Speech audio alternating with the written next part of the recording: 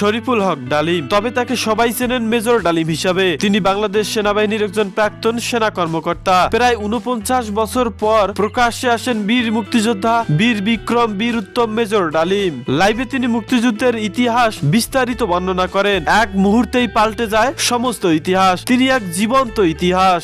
গুঞ্জন রয়েছে সেই লাইভ দেখার জন্য শেখ হাসিনা লাইভে জয়েন হয়েছিল, কারণ সারা পৃথিবীতে শেখ হাসিনার সমস্ত সিপাহী দিয়ে চিরুনি অভিযান চালিয়ে সন্ধান পায়নি মেজর ডালিমের। একসময় ধরেই নিয়েছিলেন মেজর ডালিম মারা গিয়েছেন। পৃথিবীর যে কোনো প্রান্তে মেজর ডালিমকে শেখ হাসিনা খুঁজে পেলে বাংলাদেশ নিয়ে আসতো, নয়তো গুম করত, নয়তো ফাঁসির রায় কার্যকর করত, অথবা মেরে ফেলতো। তাই গোপনেই ছিলেন মেজর ডালিম, কারণ মেজর ডালিম বেঁচে থাকলে শেখ হাসিনার সমস্ত গোমর ফাঁস হয়ে যাবে। মুক্তিযুদ্ধে শেখ হাসিনা পরিবারের কোনো অবদান ছিল না, সেটাও মানুষ জেনে যাবে।